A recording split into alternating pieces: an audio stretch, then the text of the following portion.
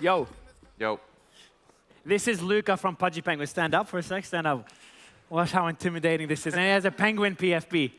Imagine the shock backstage. Look, I'm intimidating in my height, but I got to keep you away from my girlfriend. I didn't know you were so good looking in person.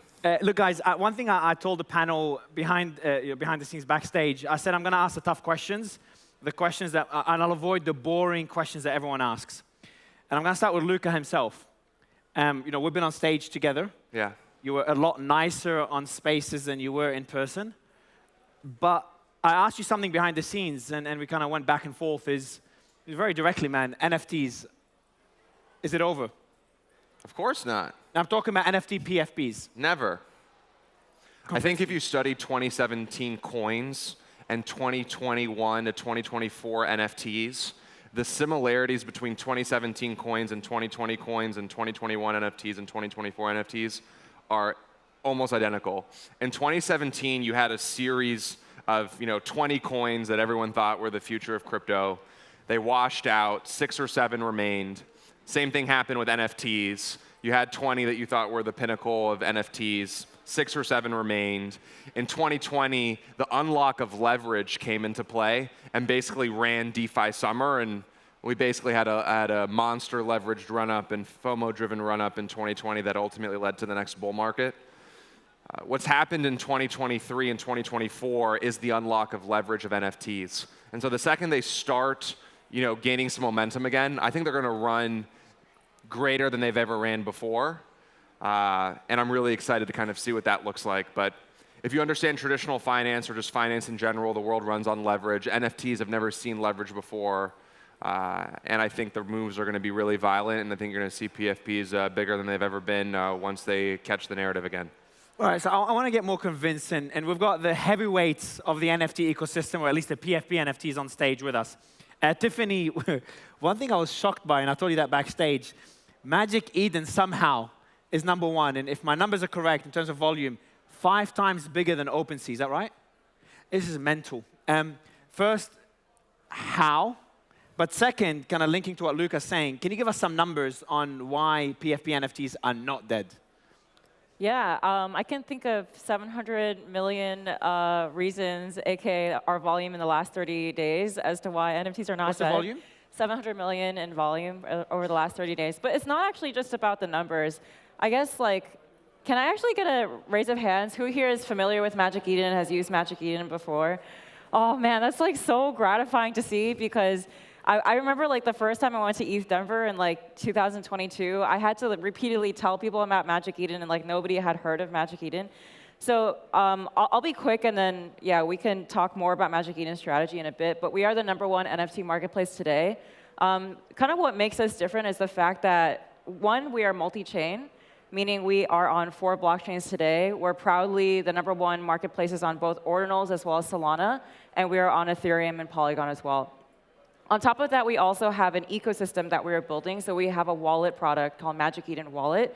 And through this kind of experience of having a multi-chain marketplace, as well as a end-to-end service from a product point of view, we offer both the breadth of community as well as the depth of the product. And so, I mean, there's a lot of war stories as to how we got here, but it was through a lot of taking a lot of bets with imperfect information that we took the leap to Ordinals, that we built a wallet, and we're proud to live another day. Tiffany, just before going to Michael, you talked about the various chains that you have on Magic Eden. I think backstage you told me that there's another chain. Can I mention it? Yeah, absolutely. So around the end of this month, we're also going to be adding Base. So excited. So my question, though, is can you tell us more about NFTs on those, again, focusing on PFPs? Did you just yawn, man? No. I saw you yawn. I saw you yawn. You just said base NFT. Someone tweet this out. Luca from Pudgy Penguins yawned at Magic Eden, just saying. What? Never at Magic Eden. I yawned at base NFTs. Nice one, bro. But can you tell us more about NFTs on the various chains? We're trying to give us some numbers as well. You've got Ordinals gaining a lot of traction. I've been talking about the Bitcoin ecosystem for the last couple of days. Solana, everyone knows what Solana achieved in the last few months. ETH, is it still king? And then Base, is it gaining traction? Yeah, I can talk a little bit, and then I think you have some thoughts about Base. I'll let you take the lead on there. But yeah, obviously Ordinals are on a huge tear right now, and I would think about what do the different NFTs across the different chains represent? So ordinals to me is like, a lot was cut out. Like, when there were NFTs that were on like Ethereum and Solana, there was a big period when people were like, oh, we gotta like have utility. You know, why should I hold this NFT? What kind of other value can it drive towards me? And then ordinals is like, takes that thesis and punches it in the face, and it is like, NFTs should just be simple, and they should be a provenance play. And so to us, like, Bitcoin is the most obvious way that NFTs are truly just like, they're just art on the blockchain. And turns out people really like that, and people are really bullish on Bitcoin. I'd say like on Solana, what you've seen is like Solana has a very developer-centric culture. And so as a result of that, a lot of the top NFTs on Solana are actually like parts of like businesses, whether it's like Pike Finance, like Mad Lads, you know, a lot of these collections you can actually trace back to businesses. And then I think like, you know, on Ethereum, obviously Ethereum is like the first chain that ever had NFTs. So there's already a lot of like native kind of NFT culture that lives on that chain. And I think different chains will represent like different value propositions and different types of cultures for NFTs. I don't know if you want to talk about. So I'm going to link it to the same question there, Michael. By the way, I'm taking notes for questions. I'm not texting anyone. And my questions are very selfish here, because we invest very heavily in projects and have for years. We haven't been that active in the NFT ecosystem, and I want to find out if we're making a mistake or not. So my questions are kind of based on that. Any investors would appreciate this. Tiffany, you talked about ordinals being a provenance play, Solana being more of a utility play, ETH more kind of being utility, provenance, or a mix of both. I don't know. I think it's also too soon to say like one chain is one exact thing, because there's also like art on Solana. But I think Bitcoin ordinals, people do recognize that that's like the provenance play. Solana, Ethereum, and other NFTs, I think they're still kind of feeling it out. And it really comes from like who is building on that chain right now. And on Solana, you're seeing like a lot of great businesses, like DeFi is starting to boom back on Solana again after an amazing run for Sol in the last year. ETH, I think we're going to see. I don't know. Maybe you guys have some answers. So Michael, to you guys talk about ETH, and more importantly, Base wasn't even mentioned, but it's been gaining more and more, being part of the narrative in recent weeks. Yeah, I think when you look at you got to get your mic a tiny bit up. I can't hear you too well. Yeah. Can you hear me? Perfect. Much better. Yeah. Cool. Yeah, when you look at Base, actually it's a version of Optimism, which is a different layer too. And it's connected to Coinbase. So there's a really natural way to on-ramp a lot of people into a layer 2. And the latest updates on Ethereum allow for something called blobs. And it actually makes it so that doing a transaction on Base is like less than a penny. So it's actually cheaper than doing it on Solana. So I think there's like technical advantages to building something on Base. But one of the interesting things also, if you're a creator, is the incentives that you can get just for experimenting. Like, there's a lot of people who want to build something, publish an NFT, and just like dabble in it, especially artists. And there's a lot of incentives that people might not know about. So Optimism actually gave out 10 million Optimism, which is around $30 to $40 million, to 23,000 different wallets. And all you had to do was mint a Base NFT, like create a Base NFT. And that averages out to about $2,000. So like, think if you're an artist and you want to get into the crypto space, but you don't really know, and you're maybe going to sell one or two things, you can dabble, and there's a protocol level incentive for you to get like $2,000 on top of just trying to learn. So it's like Base is getting more creative. Yeah. With their use cases. Yeah. Okay, and then where is the ETH right now? I'm kind of more of a punk guy. We don't have too big of a bag of NFTs. I think it's really funny to hear all of this, like, where is ETH stuff, because it's like 95% of all TVL is on ETH. It like can't be ignored. I think right now a lot of attention is going to ordinals for sure, but like in the cyclical nature of everything, I think that we're going to see a really big swing back to ETH NFTs. How are the numbers, Michael? And just for the audience, like, just make sure you look at the panel. I don't know if you can see it here. You can't see the names. Oh, there they are. You got some of the biggest names in the ecosystem kind of giving you alpha. And Michael, talking about ETH, can you give me some numbers? Volume on ETH versus, and maybe Tiffany can help on that. Do you guys know the numbers on ETH versus Solana versus? Right now, the Bitcoin vault, like, we're right around halvening. Like, we're getting like a really big moment in Bitcoin history. Like, we're in a really big moment for Bitcoin history.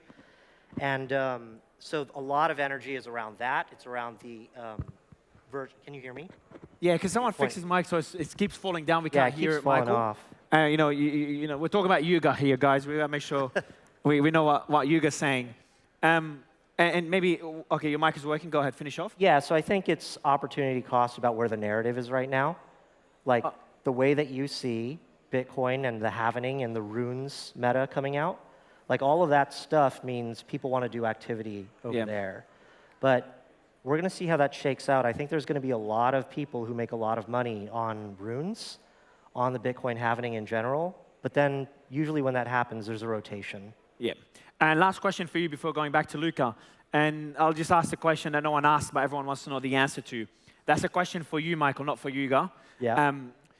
For people wanting to invest in the ecosystem, not investment advice, where should they invest? I think you should collect what you love. I mean, you should really get it because you believe in the underlying ecosystem behind it. So, Michael, don't ever say collect what you love. For people that don't love NFTs, but they love money, what do you think are the ecosystems that are undervalued right now? Not investment advice. I mean, I think you've seen an outpouring into Bored Ape Yacht Club this week. One of the things that we did was we actually have a lot of different IPs at Yuga right now. And just a couple of days ago, we spun out 2 of them to another gaming company because I think it's really important to know what you're good at and what you're not good at. And we were able to spin it out in a way that makes everybody in that ecosystem a winner and like rewards holders from day one. And as a result, a lot of people saw Yuga bringing focus back to what got BAYC to BAYC and what got Yuga to Yuga. And so you're seeing a lot more confidence come into our ecosystem. And I think you're going to see a lot more energy come back into ETH NFTs in general. By the way, I'm going to ask you that question again, and I'm going to ask it to Luca and Tiffany. You're not allowed to talk about Pudgy penguins or Yuga when I ask that question later on. One last quick question, I'll go back to Luca. Is a very, very brief question, is punks. Just can you promise me there's not going to be utility for punks anytime soon? No, we're very careful with punks. Thank you. Please, That's it. Please, beautiful. You remain careful. Luca, first I want to give you credit. Like, in the midst of the bear market, when everyone was shitting on NFTs, and on, I think it was on the Crypto Town Hall, you were, I think, the first person from the NFT ecosystem that we brought up on stage. I do remember Scott, yeah? We had that back and forth. So Scott Melker is in the audience for anyone watching the recording. And Scott would kill me whenever I bring anyone with a PFP on stage. Like, genuinely, we'd be arguing behind the scenes. But you were one of the people that kind of triggered his change in sentiment and his logic kicking in. What's the strategy with Pudgy Penguins? You guys have done really well in the utility you created. You kind of led the way. I remember in the early days when we were kind of going through the whole Walmart announcement. Has your strategy shifted in this bull market, and how that relates to the audience? For anyone looking at the NFT ecosystem, when it's not getting enough love or as much love as it deserves, you kind of get an idea of what to look for. Like how are the developers, the people leading that, the industry, how are they looking at kind of evolving with the market? Yeah, I think you have to play within the arena in which you're kind of thrown into.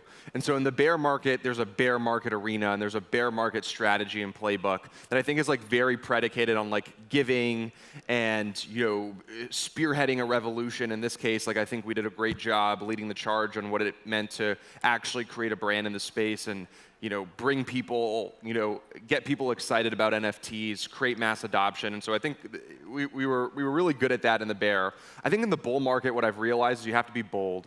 And I think it's time for us to take some big swings at bat and try to hit some home runs. Examples? Well, you'll find out in May. Is something small now? No, you'll find out in May. But I think you're going to see us really start taking some big swings at the fences at some point in May. And regardless, though, I think the principle of NFTs remains the same. These identities are Veblen goods. I was talking to somebody who was more traditional. They're like, why does the NFTs make sense?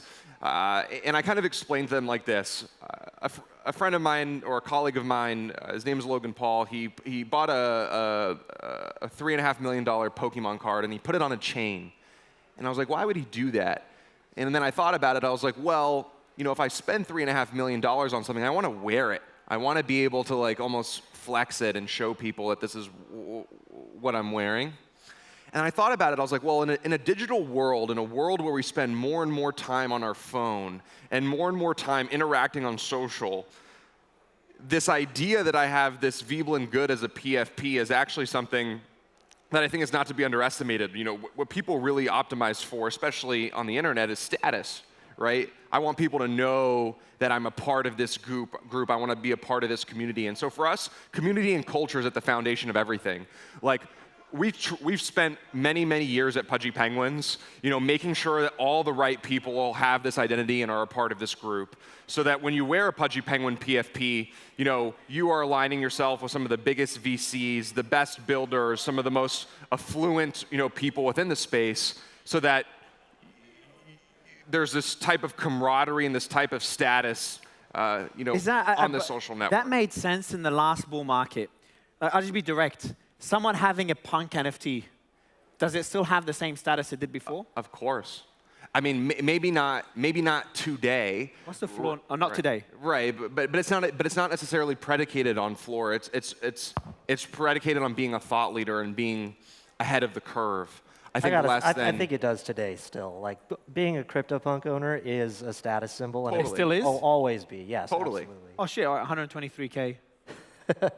That's the floor. But I think it's more than that, right? It's like, I know projects that I think yield status that are not, you know, $10,000 on the floor. And so I think it's not status, more identity. Well, status, semantics. I get what you mean. So you still have, because I remember that was in the last bull market where people gave a shit about a community and every NFT represented something. I'm not as deep as you guys to be able to tell you what each leading NFT represents. But maybe I'll let you, Luca, tell us, what does CryptoPunks, I won't say Yuga because you're here, what does Pudgy Penguins, maybe another two, what do they represent? The reason I ask this is to kind of understand how our NFTs and the community they create, what type of identities do they have now? If someone has a PFP of a CryptoPunk, what would be the first word that comes to mind? Veblen good. Say again? Veblen good. Okay.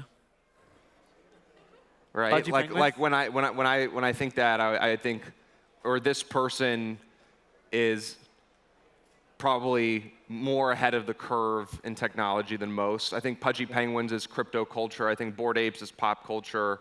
I think Mad Lads is Solana culture. Izuki's anime culture. Okay. So that identity aspect still stood the test of time. And I think it's almost like, where do meme coins fall short? If they fall short on proliferation, the beauty about NFTs is they're almost like self-fulfilling prophecies if you have the right people wearing them. Okay, yeah, the network effect. Yeah. Okay. I had one more good question for you. Interoperability with games.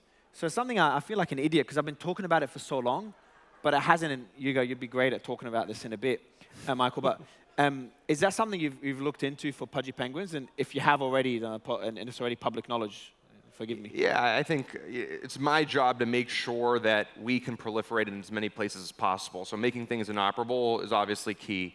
But I really think that NFTs at its core, it's really just a supply and demand model. The beauty of NFTs and why they're so exciting, at least from like a monetary gain perspective, is the fact that in Pudgy Penguin's case, there's 8,888. In Bored Apes' case, there's only 10,000. From a unit basis, from a token perspective, it's incredibly small.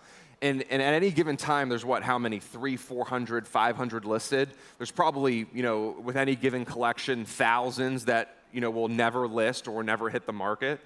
And I'm just a huge supply and demand maxi. And I think this is where NFTs get really exciting, is if you keep the supply finite and you honor the small token supply and don't segment liquidity and concentrate liquidity, all you have to do is create more demand. So if I, am spearheading a partnership by making our PFP inoperable in this game with 20,000 users or 100,000 users, what that's doing is creating more demand and more awareness around the Penguin.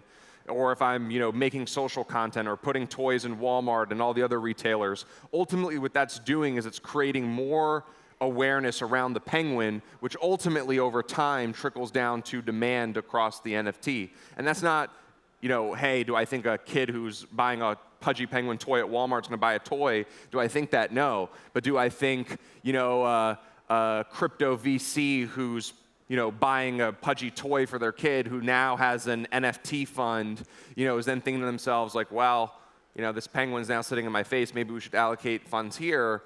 It's a matter of proliferation, how you can market while also keeping the supply. Go ahead, look, man. Read the headline here. Pudgy penguins taking world by storm. I was looking at news to see what's the latest with Pudgy penguins. And I think a lot of focus is on the collectibles in stores across America with plans on television shows and movies. Is that public knowledge? Just briefly, because I want to go to Tiffany. You just love to get something out of me, huh? Yeah, but look, I get straight to it. And the audience is here not to listen to the same shit over and over again. Yeah, no, we got some big news. Cool. He's confirmed that Pudgy Penguins has a TV show and a movie coming in soon. I just in didn't say that. theaters near you. I didn't say that. I said it. Figge said that. Tiffany, I want to go back to, actually, I've got a good question for you here. And something that, first, anything that Luca said that you disagree with? Disagree. No, I mean, I think it's great. I think it's Oh, shit. it's like our honor to host these projects that are going to bat and trying to like create a completely new paradigm of IP, of gaming, of everything. And yeah, it's our job just to provide the rails for you guys to like do your thing. My job is to squeeze so much alpha from you guys, so you hate me and they like Try. and it was working. He's got all the alpha. Everyone's coming. All right, so we know you're going to theaters near everybody. Tiffany, the question of you is that it's actually a broad question. It's, again, a selfish question. We're far from what we were in 2021.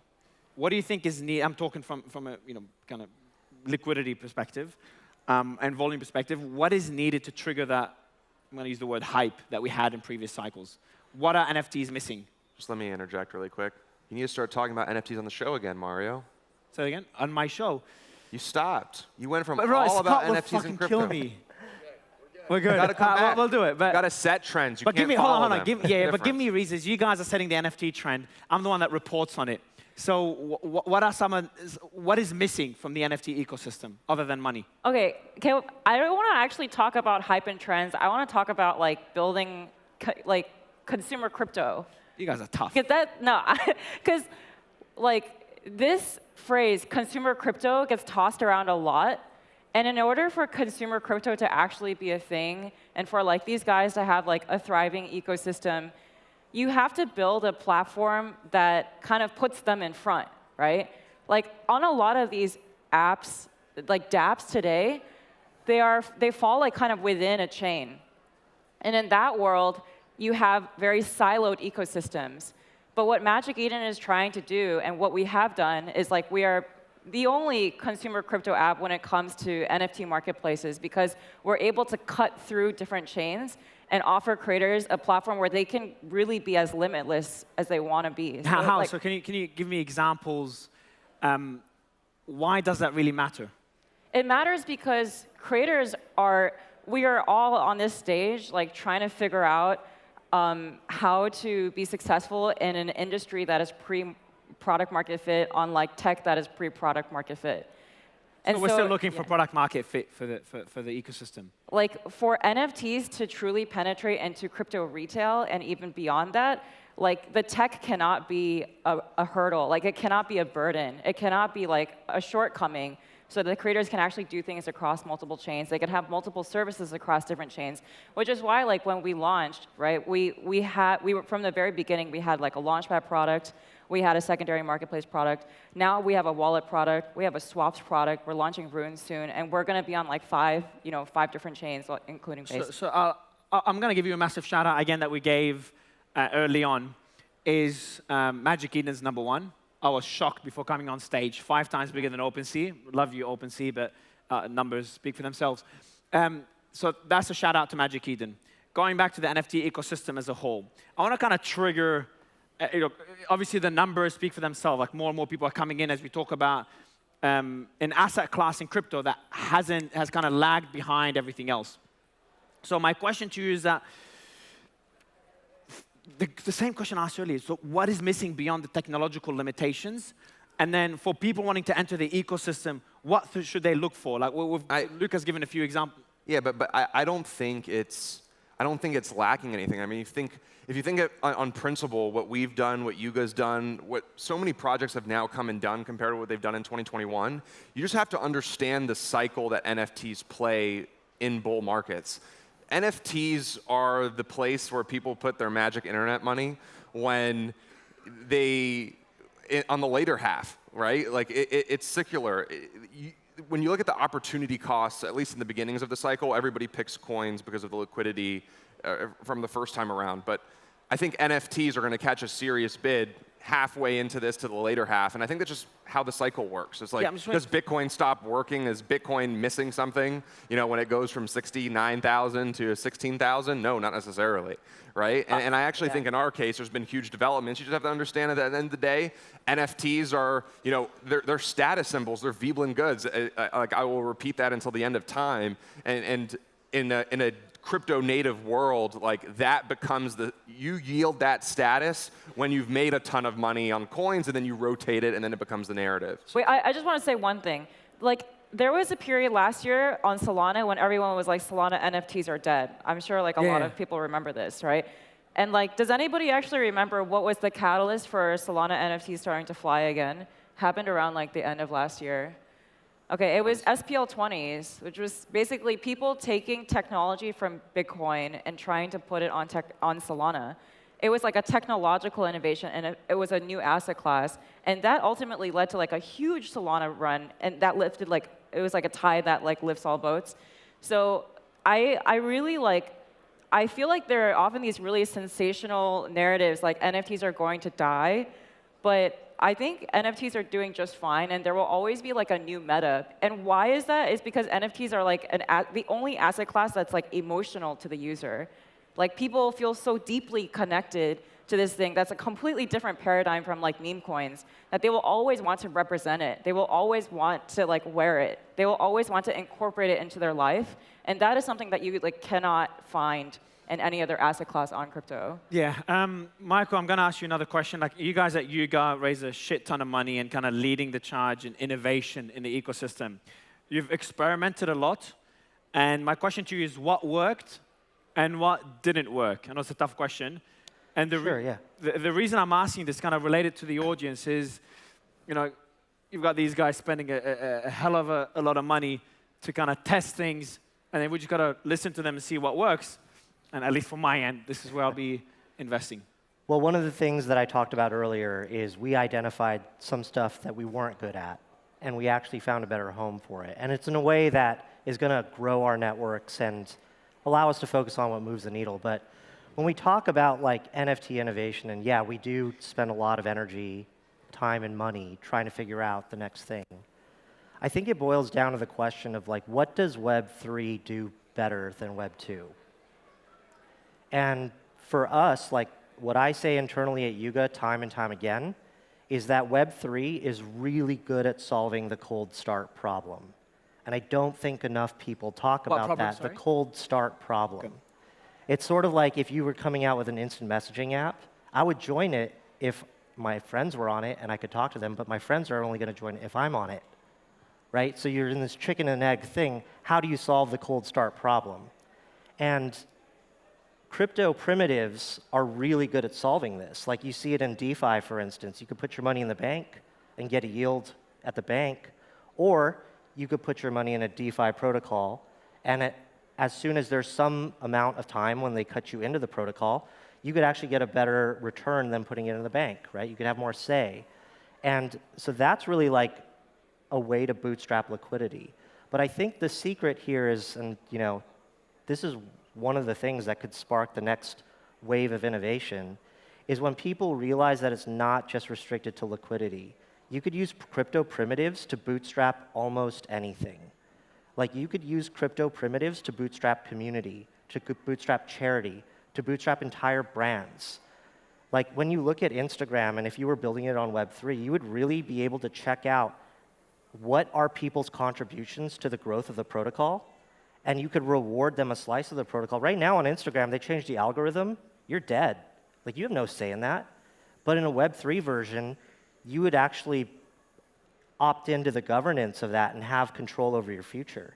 So I think when you're really looking at where innovation can start, I think it's actually at the very beginning, which is like, you can overcome the cold start problem and solve this like chicken and egg problem of like, how do we get people here? In-game assets, like I've been talking about it for so long. We've Yeah. invested so heavily in it, and then the team's Yeah. giving me shit that's underperformed since the last bull market and throughout the bear market. Sure, Why? part of that is around, For me, this is the most logical use case for NFTs. Like, it just makes so much sense. It is. It doesn't mean, I just want to point out one thing. It's not every in-game asset is going to be valuable. It's like similar to not every asset. Like toilet paper is not worth as much as Luca's watch. So same thing in in-game assets. Certain assets don't need to increase in value. Others are designed to increase in value. So can you tell me more about why, though? Yeah, I think it's a The entire sector is not doing it's well. actually a distribution problem.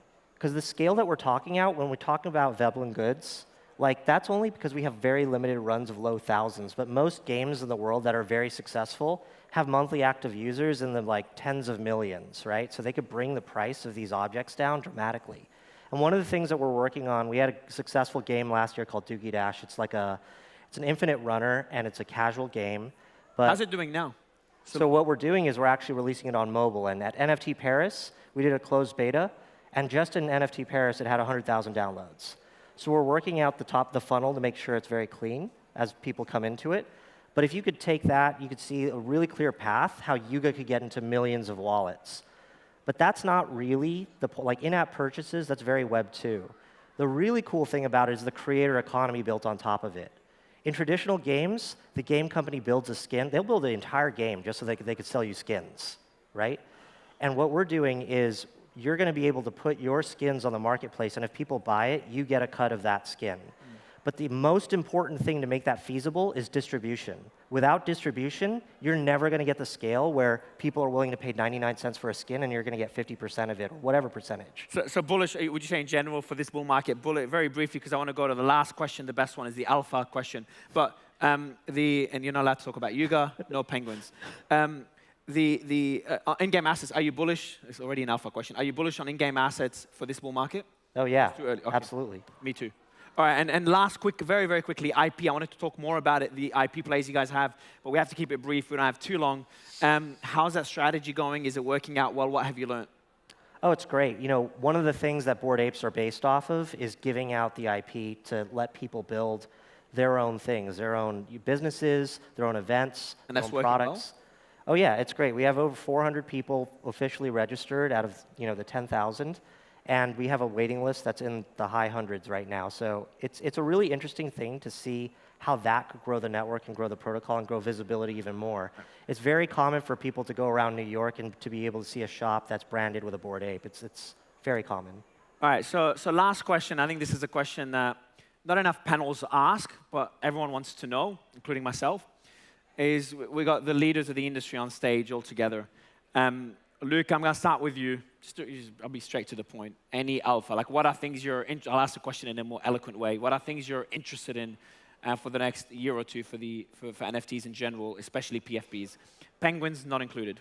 Yeah, I'm just excited to kind of see what this new layer of infrastructure is going to bring in terms of liquidity towards NFTs. I think NFTs have been, intrinsically illiquid, and I think now with the unlocks of leverage, perps, call options, shorts, the whole nine, I think it just adds so much exciting, metrics to the potential price action. And I just want to elaborate on one thing Figge said, because I think it's really fascinating. Don't underestimate the tokenization of assets or adding tokens to your business model and what that creates.